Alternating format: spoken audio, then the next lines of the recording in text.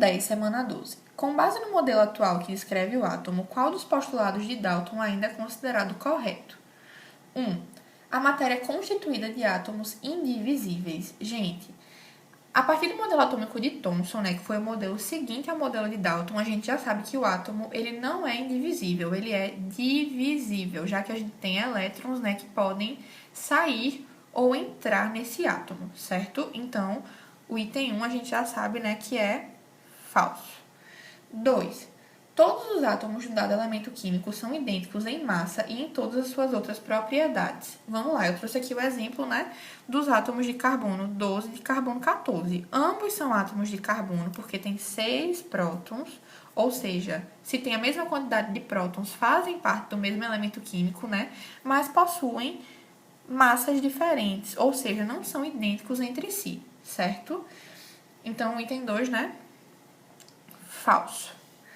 3. Diferentes elementos químicos têm diferentes tipos de átomos. Em particular, seus átomos têm diferentes massas. Ele fala aí que átomos diferentes têm massas diferentes. Mas a gente conhece hoje o conceito de isóbaros, certo? Átomos que são isóbaros são átomos que têm número de prótons diferentes, ou seja, são de elementos diferentes, mas possuem o mesmo número de massa. Como exemplo aqui eu trouxe o nitrogênio, né, que tem massa igual a 14, e o carbono 14, que também tem massa igual a 14, certo? Então, 3, né? Falso. 4. Os átomos são indestrutíveis e nas reações químicas mantêm as suas identidades. Gente, os átomos nas reações químicas, eles mantêm sim as suas identidades, porque a gente só mexe, né, com a eletrosfera, estabelecendo ou quebrando ligações.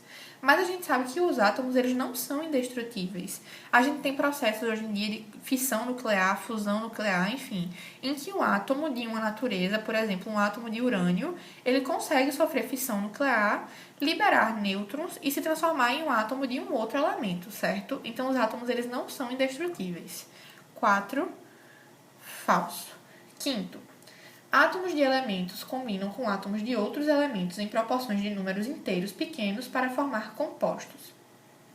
É exatamente o conceito que a gente tem de reação química, né? Átomos reagem com outros átomos e formam outros compostos, certo? Em proporções de números inteiros e pequenos. E aí, o quinto postulado, né, é o único que se encaixa com o conceito atual da química que a gente tem. O quinto, né, postulado é verdadeiro. E aí a resposta, então, é a letra E.